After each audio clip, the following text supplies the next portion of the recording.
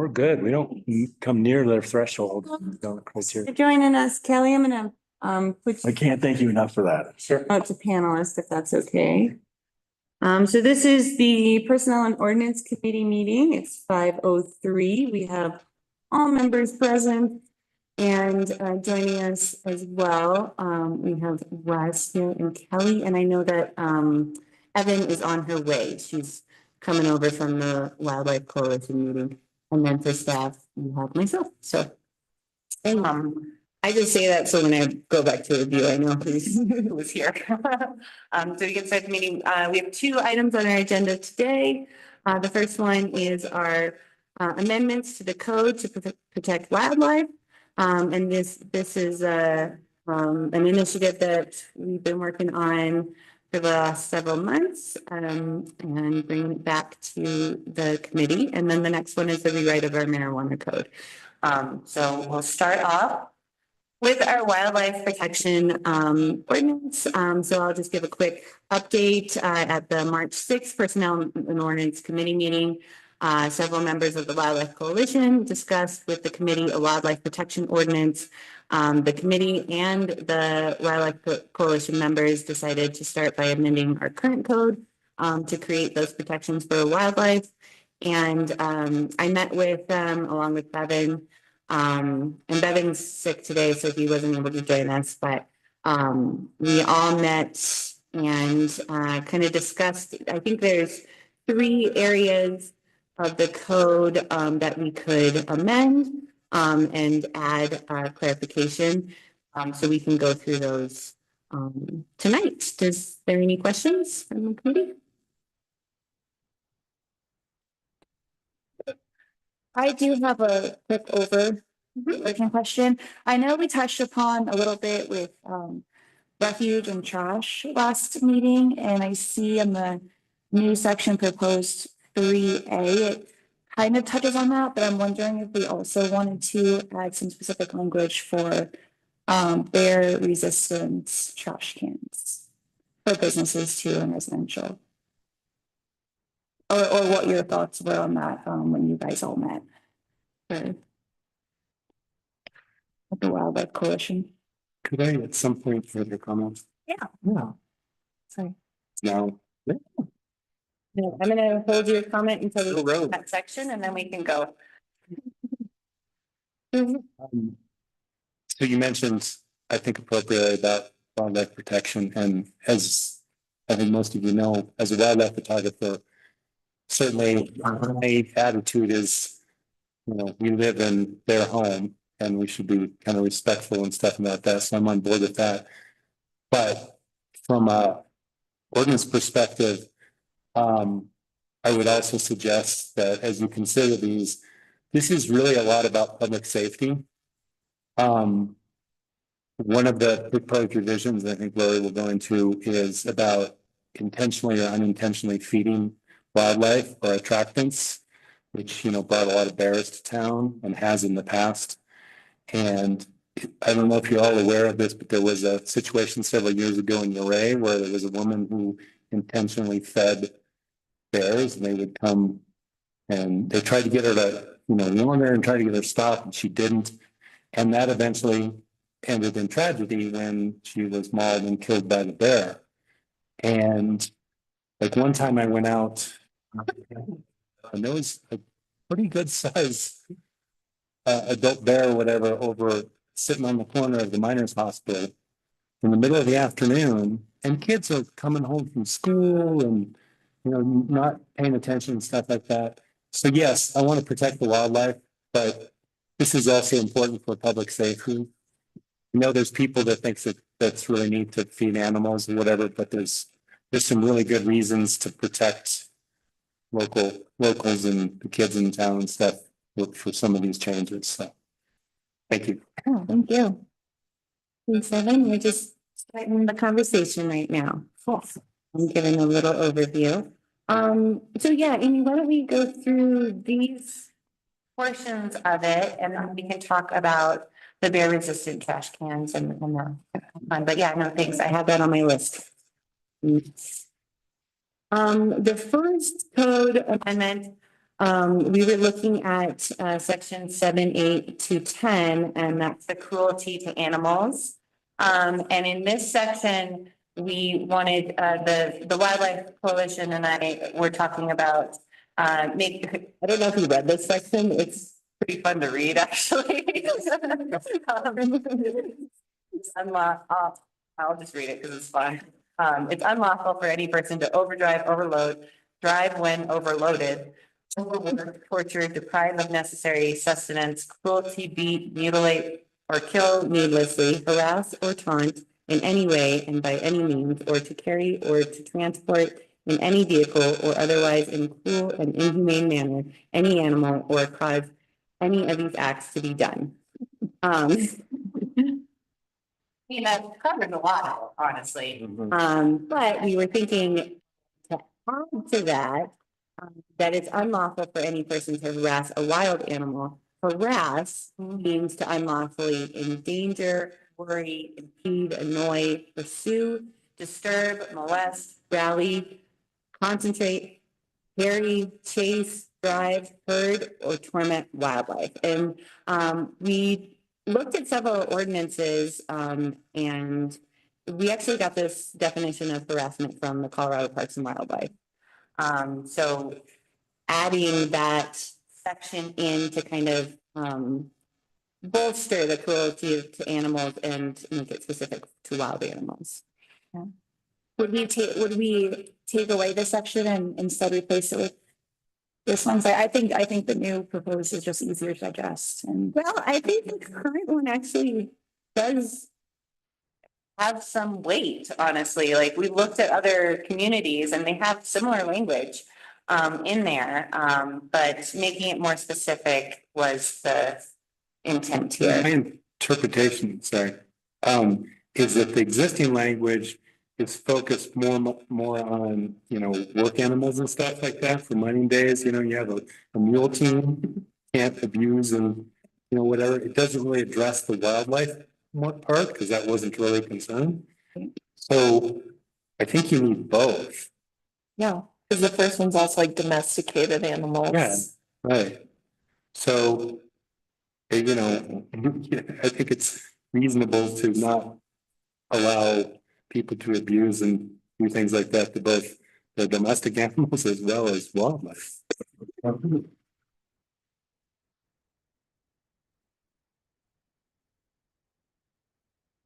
yeah, interesting. Carl?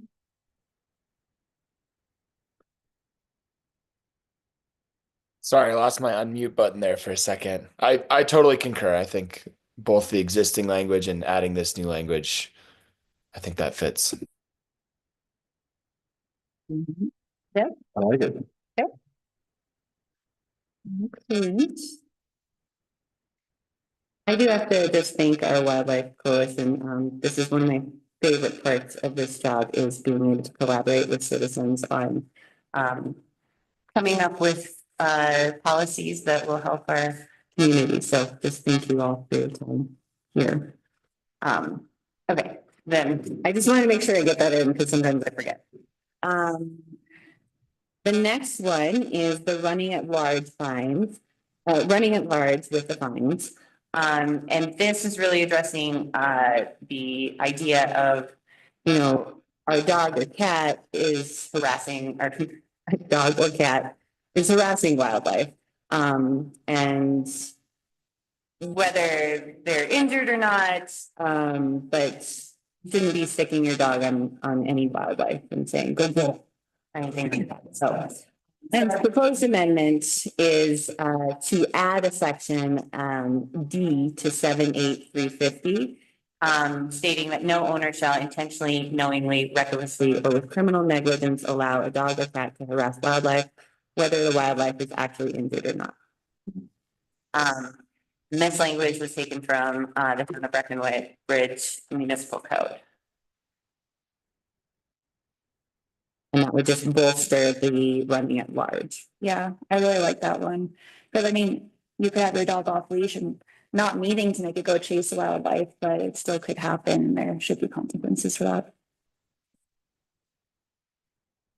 I do like the leash portion on here because we do have leash laws. Yeah, and Yeah. And there's the reality. Some would say, do we have leash laws? yeah, yeah. Yeah. It's good just to reiterate it. Mhm, mhm. Absolutely. No, I like it.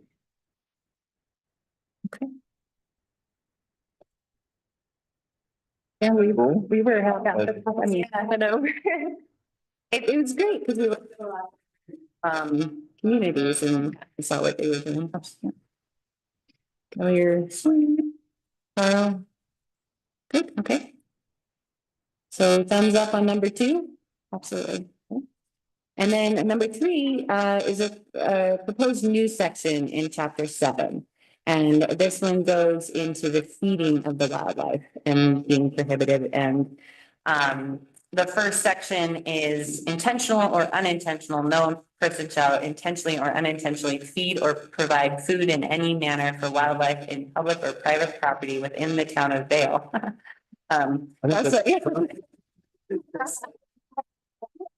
Just wanted you all to know that's not allowing Vale.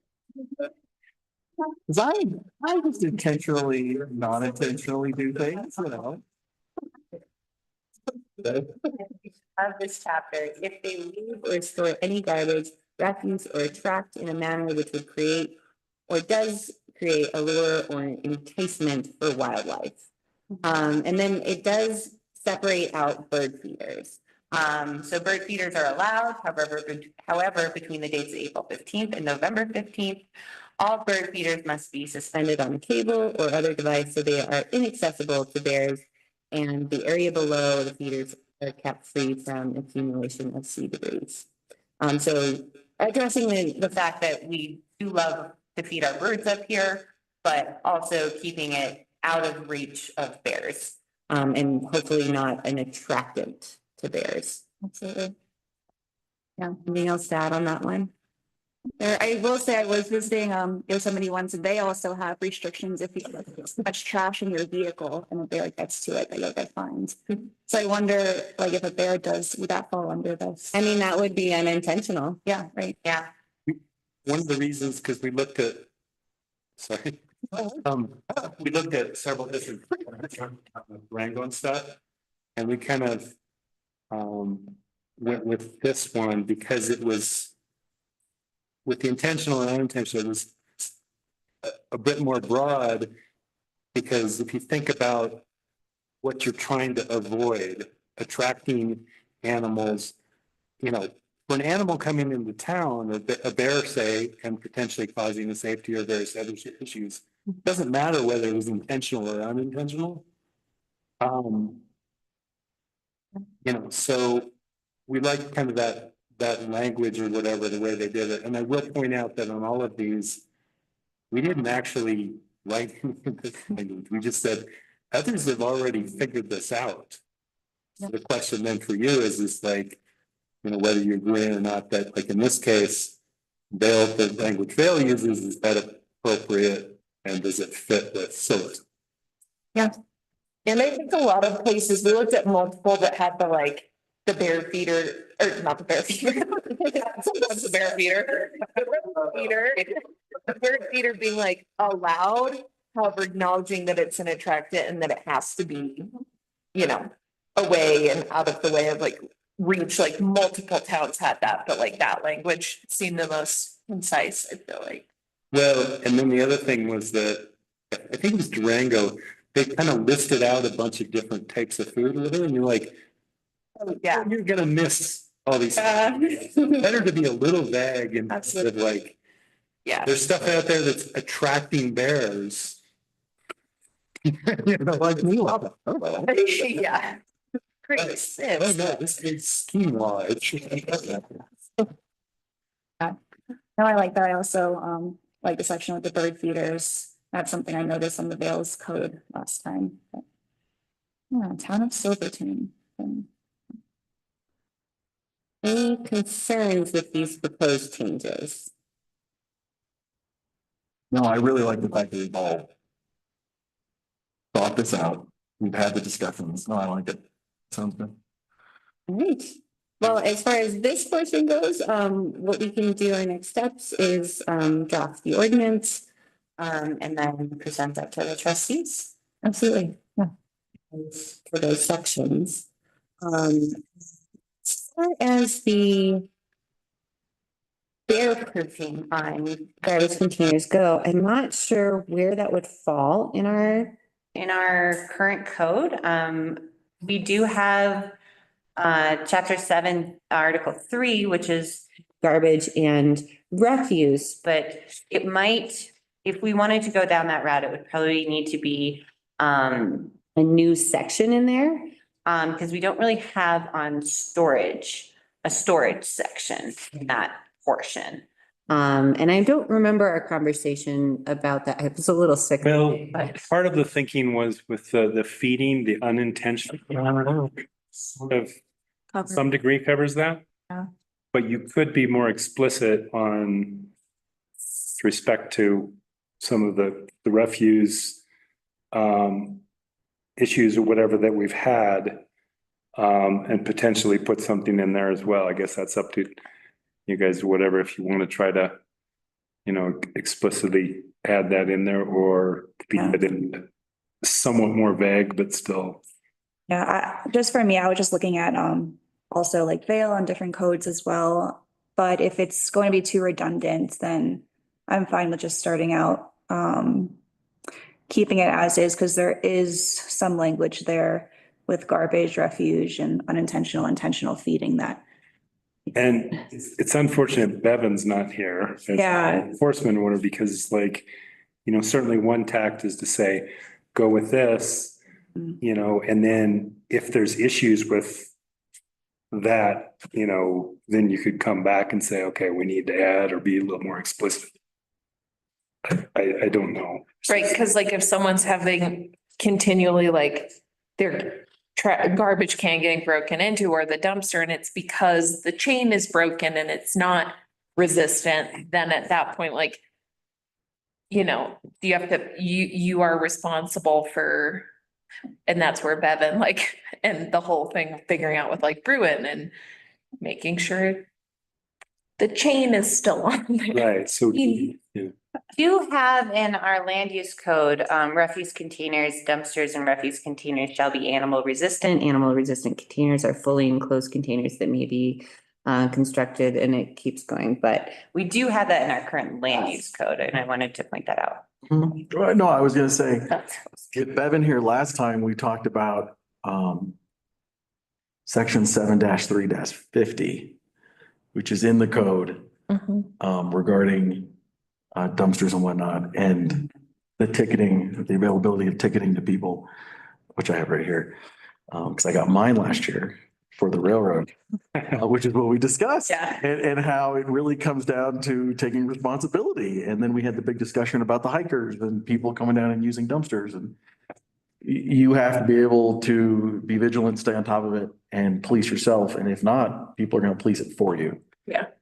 And it's one of those aspects that I think it takes a village to tell someone, hey, listen, you're out of control, and clean it up. I mean, there is gonna be, because I happen to know, there are some people that do like to put out dog food or other Yeah, of course. animals or whatever that are probably gonna be like, I do this and I'm gonna keep doing it. It's like, Forever, yeah. gonna be some education and stuff, but. And I think that's too where we have you as the Wildlife Coalition working on that education portion. So it is a trifecta on like Right. changing the code, getting the information out there, and then enforcing it. So. And then the dumpsters do have cables. The Bruin Waste does provide the cables that go over the top, and it's Yeah, so and they it's have. really up to already. you to Make sure that's. make sure it's strapped every night. Yeah. Right, and if you are getting a fine, you're probably more inclined to figure out, Oh, yeah. okay, I have to. Better do that. Yeah. Yeah. We struggled with it honestly in town hall. Our cable back there kept, people kept contributing to our town hall waste there, and we ended up having to, put a lock on it. And each one of us is monitoring that, and that kind of. That probably helps. Yeah, it does. It's a pain, but when you have visitors and local, just borrowing somebody's dumpster because, whatever, it's like, You get that a lot. Yeah. I get that, but it's like, on the other hand, it's like, well, yeah, but then if the bear is coming by every night and saying, okay, well, dump this over and, it's like, Yeah. In using this one instance here, with the max fine of $300, I mean, that's a wake up call. Yeah. It's not like, hey, $25, okay. $300. Yeah. It made me pay attention, Yeah. and although it wasn't my dumpster per se, I still paid attention. $300. Yeah. I mean, I feel like what I'm trying to say is the mechanisms are already Yeah. there. We just need to be looking out and enforcing. Mhm. Regular enforcing and social enforcing. Yeah, then I'm okay with keeping it as is, seeing how it goes. Okay. We need to get more specific as it goes on, then we can reevaluate. So I know Clayton's out next week, so likely you wouldn't see your first ordinance until May 12th. So that's where we're headed. Life is on. Oh, yeah, that's right. Say yes. All right. Okay, great. Thank you guys so much for your work and continued work with the code. Thank you. Thank you. Is there anything Yeah. for us, or not from us. you guys feel good? Yeah, Yeah. I mean, we're continuing to work on other issues, but as terms of. I'm gonna go with your. Yeah. Yippee. It passed with us. That's the first step. Thank you, guys. Thank you. Thanks. Thanks. Thanks. Thanks. Thank you. Thank you. Thanks, Carl. Thanks, Kelly. Whoa, we're not done with Carl yet. Thank you. Get to talk about it really. You can leave her if you want. This is fun. Okay. I've been waiting for this one.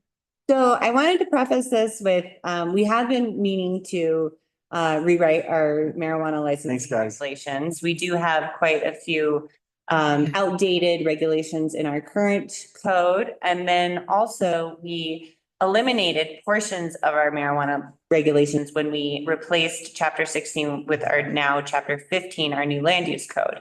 And the areas that we don't have right now in a code is where you're allowed to have a marijuana business in that zoning portion, because that was taken out with our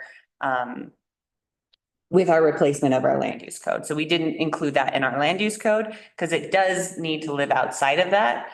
So this would incorporate what we took out from our land use code and get us up to our current state statutes for just the general marijuana code. So does that make sense? Yeah. Okay. So currently we don't have any, so this is why this rose to the top all of a sudden. I mean, we do need to rewrite quite a few codes that we have, but this one kind of rose to the top because we did take it out of our land use code.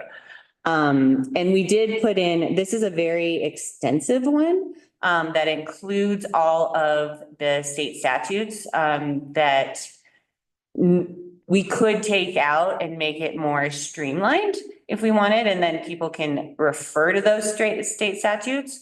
But when I asked Clayton to write this, I said, write a very comprehensive version of this.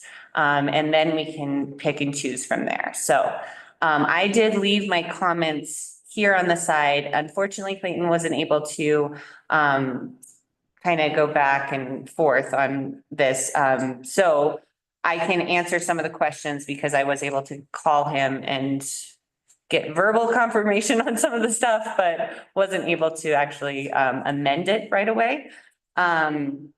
So the first portion of this that would be a significant change for how we do things right now is potentially having our marijuana licensing authority that is currently the Board of Trustees, having it be the municipal judge. And that was proposed by our sheriff originally. And then we went through kind of a marijuana enforcement issue altogether as a board.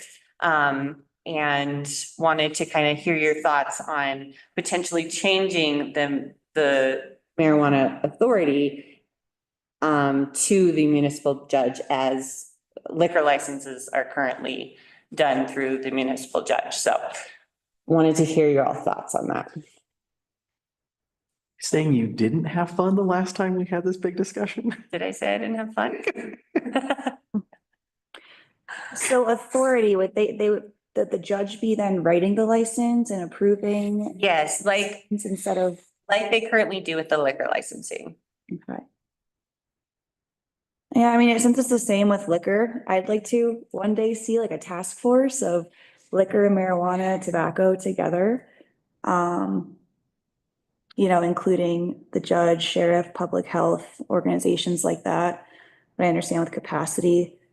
Has the municipal judge, that's Anthony, yeah? Mhm. That would Is he even having any issues with the alcohol, the liquor? Would this be like super extra on his plate to add this or? no, he said it would make sense. Yeah. It's a good question, Yeah, because when you go up and present, I'm so-and-so, I'm applying for a liquor license, or I'm applying to renew my liquor license. If there is any sort of commentary or comment, sheriff will be there, Okay. but you're there in front of the judge, it's right over there. Right. And it actually removes this part of it, which would probably be a lot better to do. I think Sheriff Bruce was right in his original analysis of removing that piece of it, just to kind of streamline it Mhm. and kind of create what you were saying. Absolutely. Yeah, that could be a first, because I definitely think it should be removed from town board. and then any appeals that happened would potentially come to the town Okay. board. Whereas right now, any appeals that happen would have to go to district court. Oh, wow. Okay. Because they are, like, you're the town board, so any appeals from this entity's decision would then have to go to district court. So it would give another layer that's localized. I think it's smart. Yeah, I think it makes sense then. And I did have that question for Clayton on there, and he did say yes to that. Just so you know, I have sent this draft to the sheriff as well. He's out of town right now. I don't think he zoomed in. No, okay. But he was reviewing it as well, and that was one of his biggest cases was to have the municipal judge be the licensing authority. Yeah. That makes a lot of sense. All right. So that's a big chunk of. And I guess I can, let's see, so we have our definitions. Any questions on those? Questions. I have like 2 recommendations, but Okay. get to them. So we'll go down to the authority. And this is all language from state statutes. It could stay in or it could come out. If it's confusing at all, streamline it if needed, but I wanted this to be as comprehensive as possible just for our review. And then the powers of authority, again, I requested that the municipal judge be put in there and that was okay.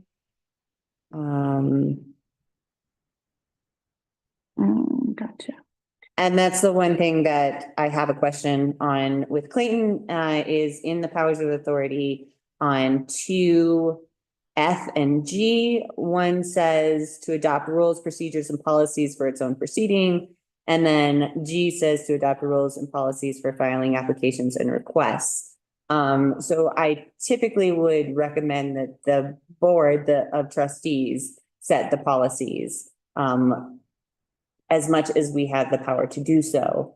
And then the judge would then be the arbiter of those policies, so.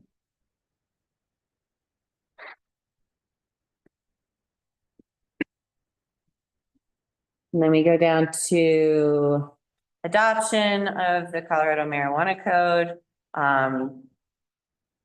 This is a little redundant because we're state statute, so of course we have to follow that.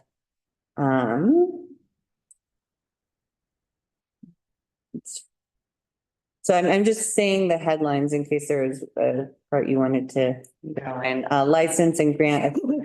Licensing, I don't think. no, okay. Then we have the nature of the license.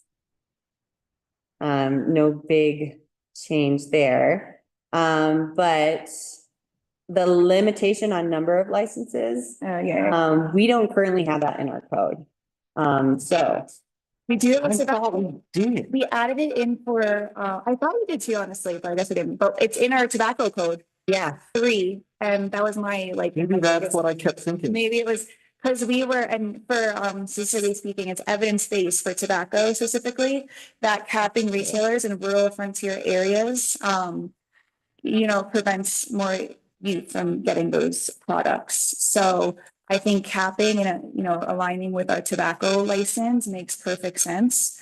We are so saturated in these retailers. Our ratio is higher than some places in Denver with people to retailers. And we just leave it as many now as my recommendation, and then just, is it 3 now? well, we're now down to 2, but Town is, yeah, Okay, so it's 2 or 3. 2 in town, yeah, 3. Limit it to 3 or something in town, just like the tobacco retail license, and cap it. Oh. Yeah, I totally agree. I think that's also important for the, the oversight administration of licenses. And as we've talked about in previous instances, being able to have the follow-up is really important. And I think a cap can with that greatly. I will put. I definitely was. Huh? I thought we could have this. I think just cleaner is aligning more so with different, codes and. And then the medical marijuana center and the retail marijuana center operating between the hours of 8 to 9.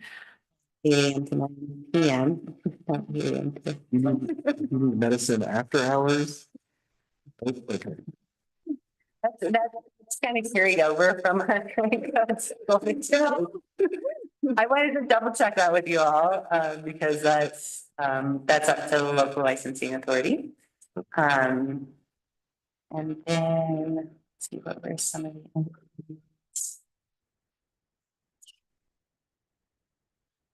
the. Location. The requirement of no less than 4 pounds, so having the medical and retail marijuana stores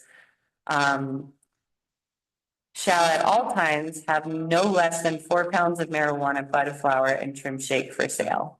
That one just seemed, I don't know how we would enforce that, go in and weigh their products and make sure that they're there, but I would probably recommend striking that from this if you all would be okay with that.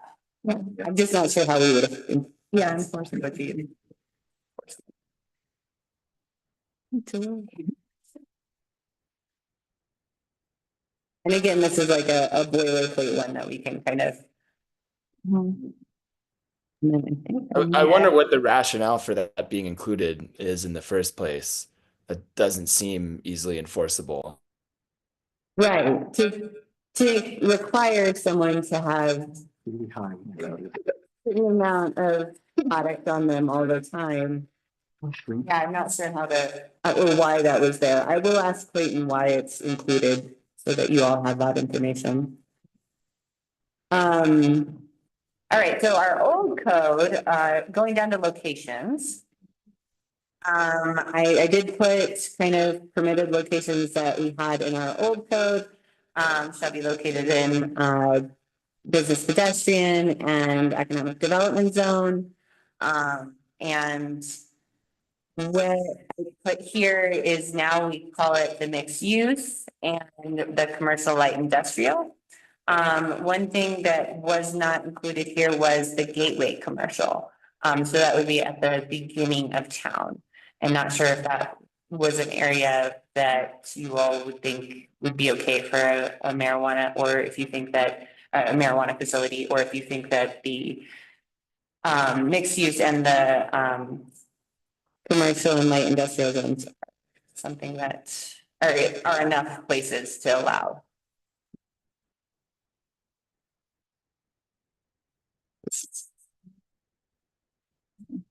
Just one more can be allowed in town.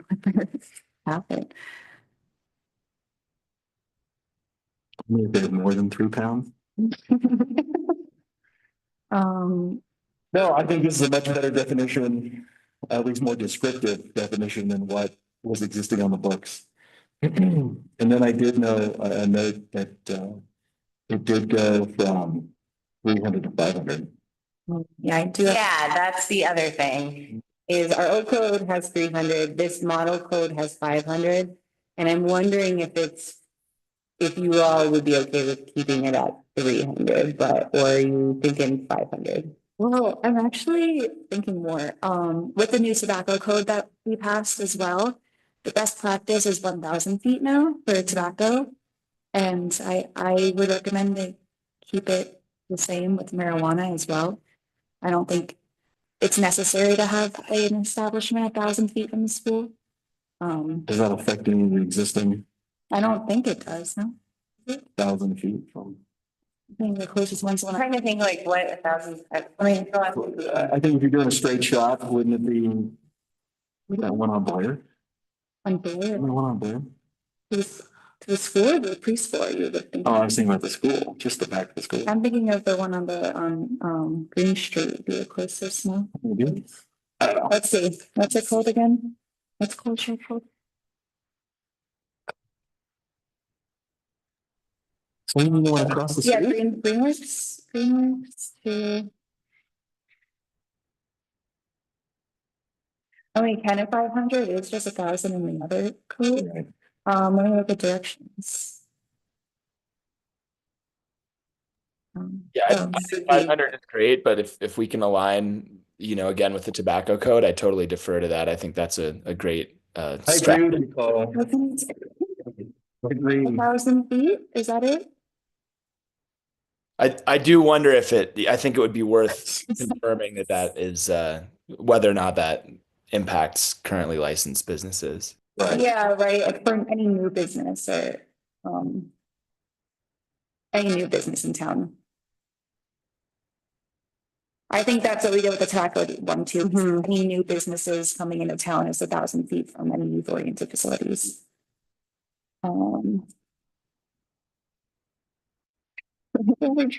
There's a little mechanism that you can measure distance on the Google Maps.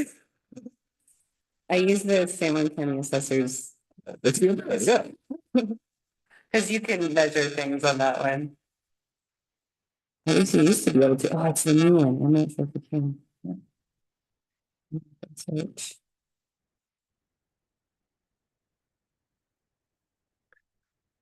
Well, I can look more into that because I don't want to do it super fast. We don't anything. So I will look to research that and have that information for you all when I present the updated ordinance. There's a, Building's groaning right now. there's a map. Yeah, I'll research that, but if the recommendation from the committee is 1,000 feet, and then I can look at to see if it would affect our current businesses. Okay, great, just to align, and then we can even make a provision, any new businesses coming in, because I. Don't think it's necessary for a new business to come in to be anywhere closer to 1,000 feet. And then I wanted to point out that this one has 250 feet from a church or residential zone district. And so wanted to point that out to you all to see if we wanted to keep that 250. The old code had 150 feet.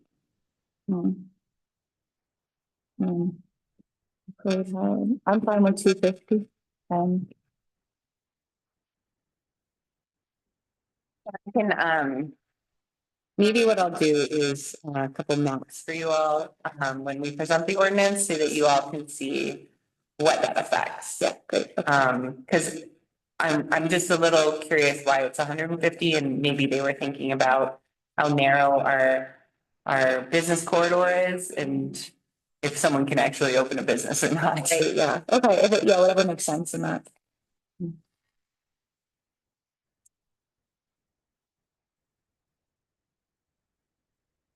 Right.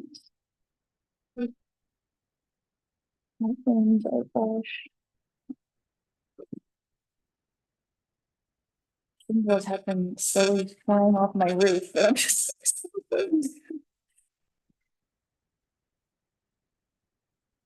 And then, see, there were just a couple edits that I had going forward as far as making sure it was in the right place. Find it. Okay. I think that one right there might be closer. But that one right there is not there anymore. Correct. All right. Okay. Yeah, maybe discussing it further for any new business. That's what I would, okay, try for.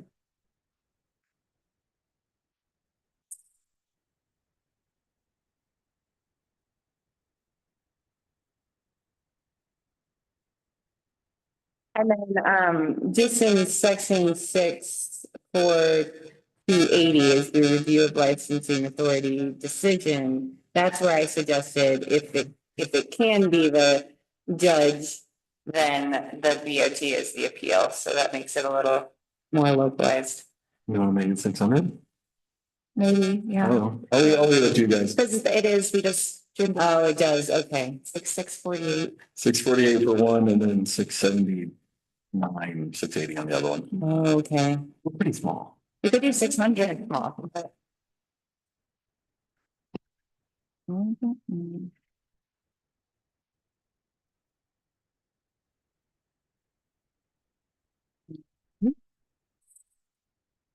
We're thinking, I mean, either keeping it 500 or making it 1,000 for new businesses coming in is what I would. If you put 1,000 feet, rather do the commercial. you would get that. Then you're gonna have to allow it in the gateway. All right, okay, yeah, and I guess I'm okay with keeping it. and did we want to allow it in gateway? No, No, okay. Okay, then we can, then I'm fine with. no, I'll leave it up to you guys. I say no, but Yeah. well, I don't want that to be the entrance to town. Yeah, that is true. I was saying yes. I was saying no. No, I agree. I think that the districts we have in there are good. I don't think we need to. Thanks for showing me that map. I think 500 feet is that feels good to me, and I think 1,000 feet would be great. But Yeah, we are faced with the limitation that our town is just That is true. narrow. We have some of these locations that we're creating distance from that are in close proximity to the business district. so I'm seeing, I guess too, with like the tobacco, they're all over down there on Green Street too, so that makes more sense to have it. Nice. Yeah, okay, then 500 is fine. Bought tobacco on Green Street? A grocery store? Oh, yeah, yes. Yeah, I'm not saying like down there though. Yeah, down yes, there, sorry. where it's easier Yes, yes, to, yes. It's easier to say 1,000 feet. yeah, and there's 3 and we talked about 3. Yeah. Okay. 500. So those are my big points out of this, but did you all have anything else that you wanted to discuss in this?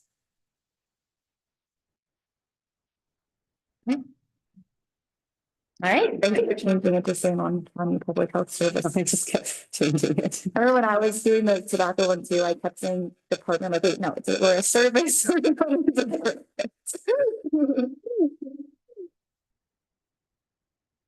Yeah, we don't have a San Juan Basin Health anymore, right? That was dissolved. Yep, it's La Plata County Public Health and Ochoa. Mhm. Yeah. So we can do our own thing. Yeah, so those are my edits and suggestions in here, and then bring it back to you all for final approval. Let's clap them. For this. Okay.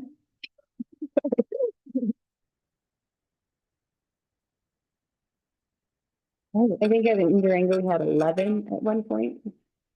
And they were like, okay, this is a Cassius. I mean, you don't think it's 11 anymore, but in 2013, when it first started, it was 11. I got a grass bird. I'm wondering, like, here too, just thinking about probably 600 residents, and we have one in the county too that we're not even. Oh. Yeah. Yeah. It's core for business, I think, as a business owner too, to have such a saturated market. Yeah. Um, All right, well, I'll make those edits and get back to you all, and it's 5:48, and we can adjourn this meeting. Thanks. Yes, Carl, I hope everything's going well on your travels. Yep, thank you. And yeah, just a quick technical thing. It was going back and forth between like the garbled robot voice and normal voice. I can still understand everything, but it was a little tough at times. So Okay, it's still occurring. thank you for letting me know. I'll let That professional audio thing up on the, that's setting up the, yeah, I don't know if that means anything, but I don't know. are we sounding good right now? Yeah, and it was, at the very beginning it was a little garbled, and then like the last 10 minutes there, it's understandable, but it's a little bit tough. Yeah, that's fair. And it was going back and forth. I didn't seem like anything that you were doing or changing. Okay. All right, thanks, Carl. Bye. Travels. Good to see you, buddy.